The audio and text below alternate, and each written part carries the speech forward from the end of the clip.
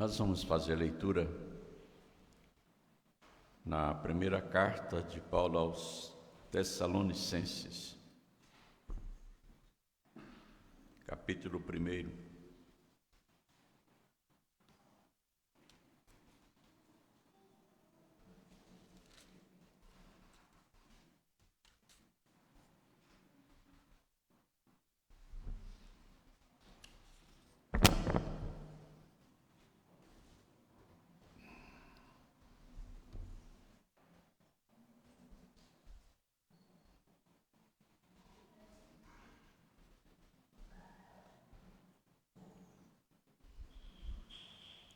Primeira carta de Paulo aos Tessalonicenses, capítulo 1. Paulo, Silvano e Timóteo, à igreja dos Tessalonicenses, em Deus Pai e no Senhor Jesus Cristo, graça e paz a vós outros. Damos sempre graças a Deus por todos vós, mencionando-vos em nossas orações e sem cessar, recordando-nos diante do nosso Deus e Pai da operosidade da vossa fé, da abnegação do vosso amor e da firmeza da vossa esperança em nosso Senhor Jesus Cristo, reconhecendo, irmãos amados de Deus, a vossa eleição, porque o nosso Evangelho não chegou até vós tão somente em palavra, mas sobretudo em poder no Espírito Santo e em plena convicção, assim como sabeis ter sido nosso procedimento entre vós e por amor de vós. Com efeito, vos tornastes imitadores nossos e do Senhor, tendo recebido a palavra, posto que em meio de muita tribulação, com alegria do Espírito Santo, de sorte que vos tornastes o modelo para todos os crentes na Macedônia e na Acaia. Porque de vós repercutiu a palavra do Senhor não só na Macedônia e Acaia, mas também por toda a parte se divulgou a vossa fé para com Deus, a tal ponto de não termos necessidade de acrescentar coisa alguma, pois eles mesmos, no tocante a nós, proclamam que repercussão teve o nosso ingresso no vosso meio, e como deixando os ídolos vos convertestes a Deus para servirdes o Deus vivo e verdadeiro e para aguardardes dos céus o seu Filho, a quem ele ressuscitou dentre os mortos, Jesus, que nos livra da ira vindoura. Amém. Irmãos, nós estamos começando a expor a palavra de Deus no tocante a uma igreja que Paulo fundou de uma forma sobrenatural, de uma forma bastante particular. Paulo recebeu uma visão de Deus, onde um indivíduo clamou a ele para que fosse para a Macedônia. Passa a Macedônia e ajuda-nos. Paulo entendeu que aquela era uma visão dada por Deus e um chamado específico para uma determinada região, a Grécia, e ele imediatamente se dispôs a ir para lá. Ele estava acompanhado de Silas e de Timóteo, e então eles viajaram para Macedônia, passando por Filipos, onde também foi fundada uma igreja, e por outras cidades, até que eles chegaram então em Tessalônica. E ali Por várias semanas, segundo o registro de Lucas no livro de Atos, eles pregaram nas sinagogas dos judeus e depois foram chegando outras pessoas, e o fato é que os tessalonicenses foram atingidos pela pregação do Evangelho, se converteram e se formou ali uma igreja que passou a ser modelo para todas as igrejas daquela região da Macedônia e da Acaia. A Acaia é uma outra região, fica ao sul da Macedônia, onde está a cidade de Corinto. Os tessalonicenses estão sendo aqui elogiados por Paulo, dando graças a Deus por eles, porque eles se destacaram naquelas três coisas, naqueles três elementos que são essenciais à fé cristã, à vida cristã, que é fé, esperança e amor. E hoje nós vamos falar a respeito da fé, porque sem a fé não existiria esse amor e essa esperança de que Paulo está falando. Paulo está dizendo que os tessalonicenses, eles chegaram a essa condição espiritual porque eles foram eleitos por Deus. Então, se eles descobriram que foram eleitos, e agora Paulo está confirmando aqui essa eleição, é porque Deus soberanamente os elegeu. Portanto, a fé, ela é um resultado da eleição.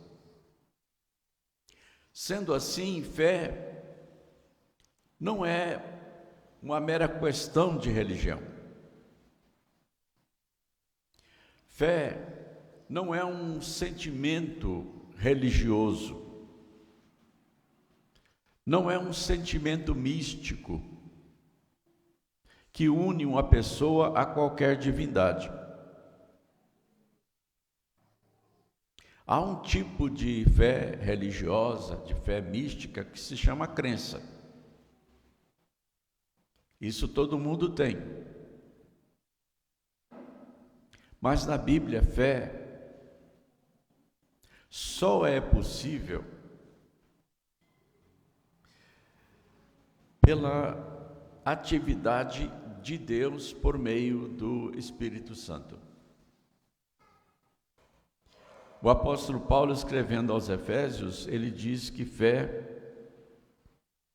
é um dom de Deus. É resultado direto da eleição. E a Bíblia diz que nós fomos eleitos por Deus antes da fundação do mundo.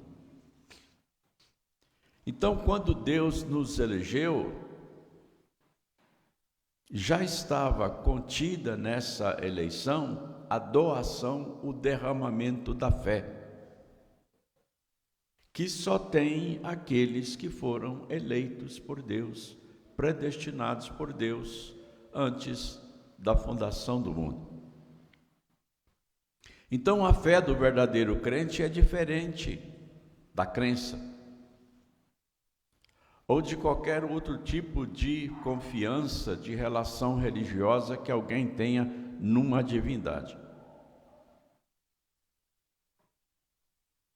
A Bíblia possui uma definição de fé lá na carta aos Hebreus que diz que fé é a certeza de coisas que se esperam e a convicção de fatos que não se veem. Certeza e convicção. a respeito de coisas que não se esperam e que se esperam e que não se podem ver. Ou seja, há uma ligação sobrenatural entre aqueles que verdadeiramente creem em Deus e Deus, que é o doador da fé. Portanto, ela é resultado da eleição. E como resultado da eleição, quando ela é derramada por Deus no coração da pessoa, a pessoa se arrepende dos seus pecados e se volta para Deus. Quando a pessoa recebe a fé, que é dada pelo Espírito Santo, ela reconhece quem é Deus, o que ela é, o que ela está fazendo aqui, para onde vai. Ou seja, ela passa a conhecer o sentido da vida. E esse sentido da vida, ele necessariamente inclui Deus como Senhor, como Deus verdadeiro. Há uma descoberta quando a pessoa crê pela fé. A pessoa passa a enxergar Deus como verdadeiro e como Senhor e como Salvador. E essa fé une a pessoa que crê ao Deus que concedeu a fé. É um encontro. É um encontro de vida eterna. É um encontro que é festejado no céu. A Bíblia diz que há júbilo no céu quando um pecador se arrepende, e o arrependimento vem quando a fé é derramada no coração. É o filho que reconhece o seu lar, a sua origem, e se volta para Deus. É uma descoberta maravilhosa, extraordinária, que promove a conversão, o novo nascimento, a regeneração do coração, a transformação da pessoa.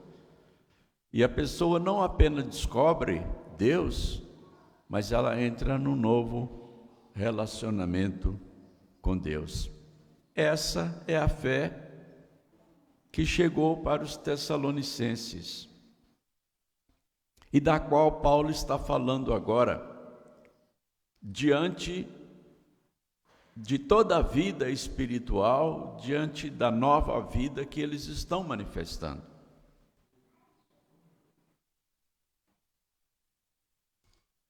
Aqui está dizendo que essa fé que eles receberam, ela se traduziu em convicção, em certeza. Eles agora estavam plenamente certos de quem eles eram e do que eles queriam, e do que estava reservado para eles. E é essa convicção que os motivava, que os animava. Eles estavam não apenas surpresos com essa nova vida, mas agora eles estavam plenamente animados para viver essa nova vida, e ela estava produzindo resultados. Aqui diz também que essa fé que eles estavam demonstrando, essa fé era sustentada pelo próprio Espírito de Deus. Quando uma pessoa crê verdadeiramente, a Bíblia diz que ela recebe o Espírito Santo de Deus, que vem viver nela para sempre. E esse Espírito, ele traz a presença do Pai e do Filho, é a Trindade que vem morar em nós. Jesus Cristo falou sobre isso, e viremos para Ele e faremos nele morada. Jesus Cristo está usando o pronome nós, se referindo à Trindade, para falar dessa nova vida, desse poder que vem morar naquele que se converte, naquele que passa a conhecer a Deus. E esse poder, que a Bíblia chama de dinamis, é que faz com que a pessoa se transforme. Ela agora não é simplesmente um ser humano. Ela agora é um ser humano completo. A pessoa que recebe a Cristo como seu Salvador, a pessoa que se une a Cristo, ela possui a verdadeira humanidade. Quem não tem Cristo não é verdadeiramente humano. O homem foi criado à imagem e semelhança de Deus. Imagem e semelhança de Deus é a verdadeira humanidade.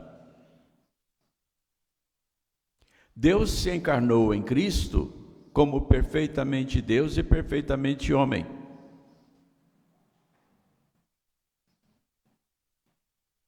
A verdadeira humanidade só existe em quem é verdadeiramente humano, segundo Cristo. A verdadeira humanidade, ela tem tudo a ver com Deus, porque ela saiu das mãos de Deus. E sem a presença de Deus, o ser humano não possui a verdadeira humanidade. Então, uma pessoa só se realiza, prestem bem atenção nisso, uma pessoa só se realiza como ser humano quando ela se encontra com Cristo. Não há outra maneira.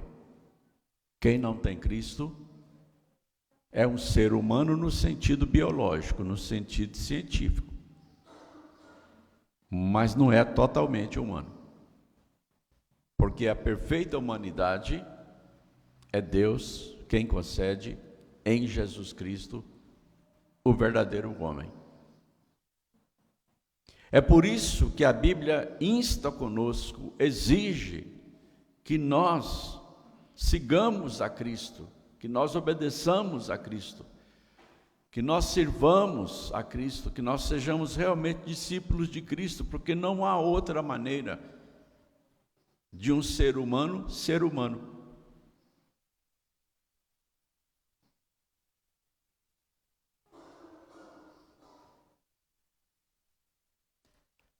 Também, essa fé, ela se manifesta em poder. É o poder de Deus. Essa palavra que aqui eu me referi, dinamis, é uma palavra grega no Novo Testamento. Toda vez que o Novo Testamento fala em poder, poder de Deus, poder de Cristo, poder do Espírito Santo, a palavra é dinamis. Foi dessa palavra que veio a nossa palavra dinamite e a palavra dínamo. Dínamo é um dispositivo que produz energia. Dinamite é um artefato que produz explosão. Os dois são símbolo de poder. E o Espírito Santo em nós é o poder de Deus operando em nós e nos concedendo condições e poder de vencer o pecado, de vencer Satanás.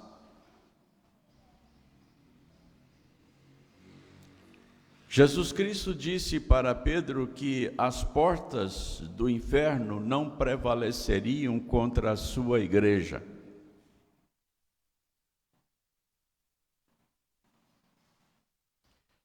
Quando nós usamos a palavra prevalecer, nós devemos entender que alguma coisa está indo contra outra coisa,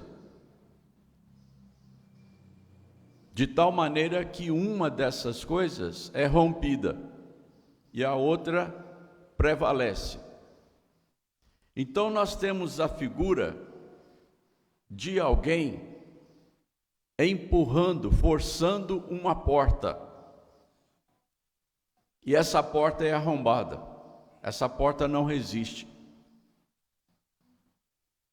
As portas do inferno não prevalecem contra a igreja, o que significa que a igreja, ela foi criada para romper as portas do inferno e para resgatar aqueles que estão debaixo do poder do inferno. Não aqueles que já estão lá, mas aqueles que estão debaixo do poder do inferno. Porque todos aqueles que ainda não possuem a verdadeira fé estão debaixo do poder do inferno.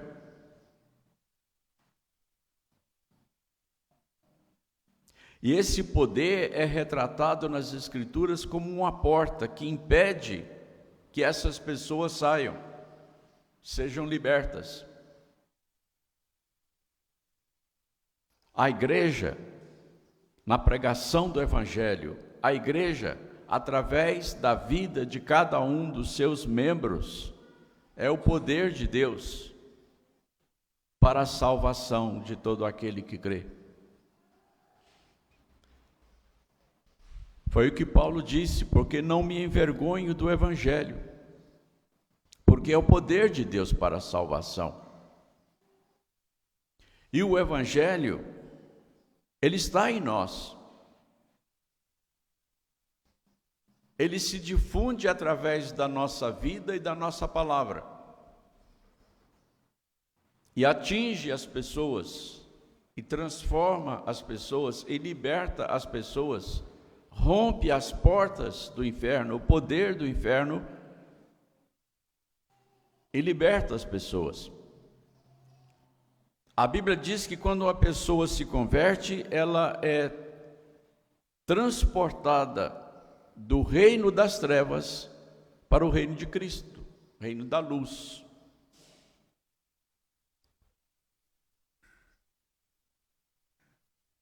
O único poder que pode tirar alguém das trevas para a luz é o poder de Deus. Em Cristo Jesus. Aqueles que se unem à maçonaria,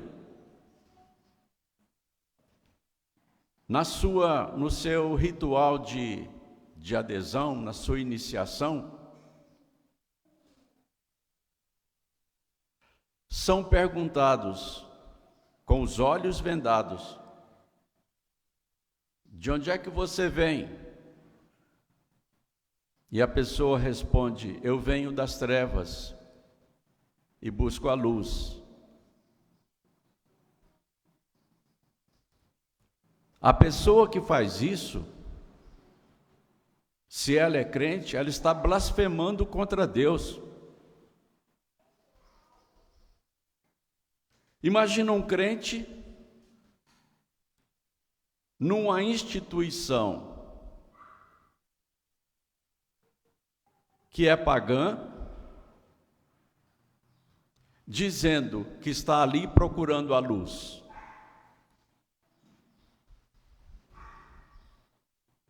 O crente é aquele que foi libertado das trevas, do império das trevas,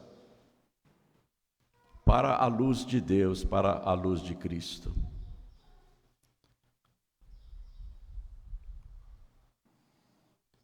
Que luz ele busca na maçonaria?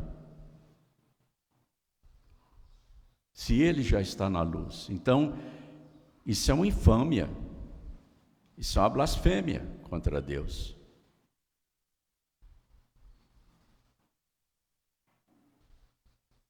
Ninguém que já tenha desfrutado da luz de Deus, da verdadeira fé, se submete a uma profanação dessa.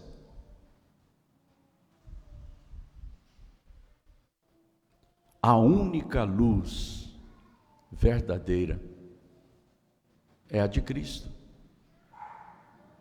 E ela é produzida pela fé. Quando a pessoa crê verdadeiramente, ela conhece a luz, ela entra no reino da luz,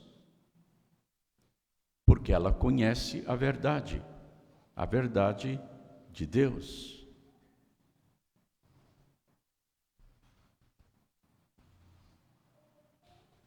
Mas a fé, segundo o texto que nós estamos estudando, ela é aquela fé que, sendo dada e sustentada pelo Espírito Santo, ela produz a verdadeira vida cristã. A vida que imita a Cristo. É o que Paulo está dizendo aqui: vocês se tornaram nossos imitadores, imitadores de Cristo, por causa da fé que eles estão manifestando, a fé que eles receberam e que está governando a vida deles. A fé é o próprio Deus habitando em nós. É o próprio Espírito Santo nos ligando a Deus.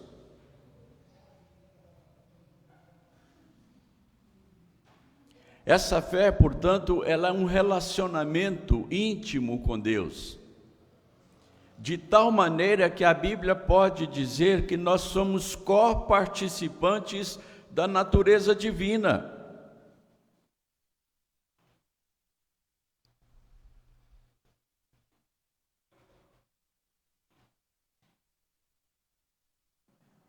Há uma simbiose perfeita, completa, entre Deus e nós.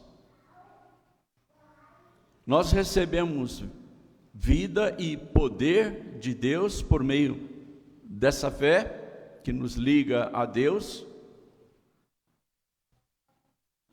e devolvemos a Deus, pelo Espírito Santo, pelo poder do próprio Deus, uma vida parecida com a vida de Deus.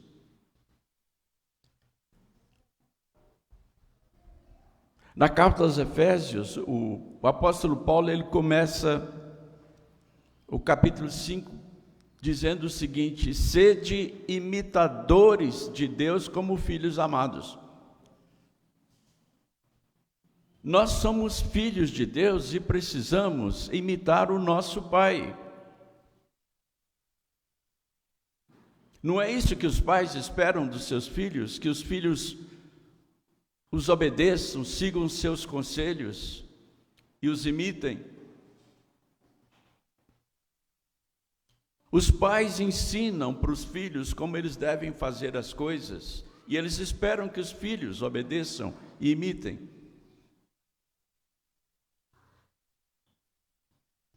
Nós fomos nascidos de Deus pela fé. A fé estabelece essa relação. E agora, como filhos de Deus, nós devemos imitar a Deus. E o padrão que Deus nos deu para imitá-lo é Cristo.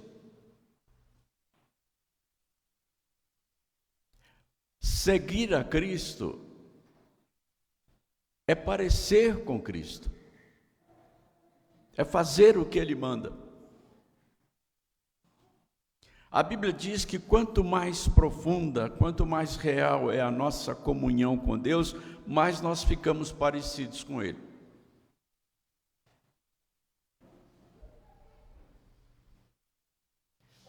Há um salmo que diz assim: contemplai-o e sereis iluminados, e os vossos rostos jamais sofrerão vexame.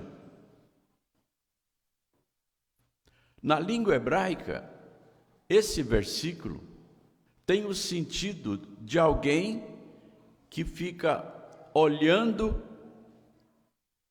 para uma determinada pessoa, para o rosto de uma pessoa, até que o rosto de quem está contemplando se transforma no rosto da pessoa que ele está olhando. É o que Deus quer. Que nós tenhamos uma comunhão tão real, tão verdadeira com Ele, que nós fiquemos parecidos com Ele.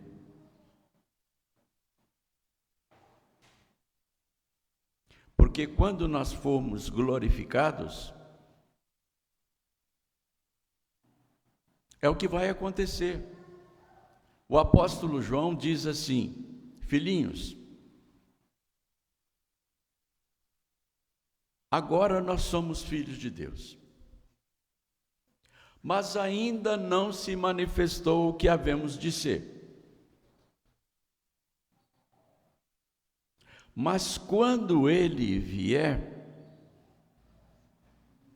nós seremos semelhantes a Ele. Mas isso já está acontecendo por causa do Espírito Santo que está em nós, o Espírito de Deus.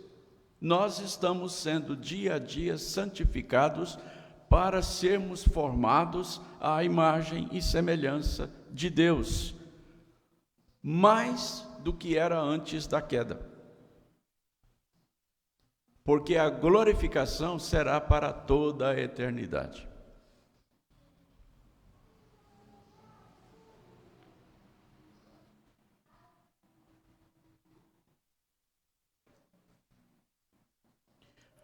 A fé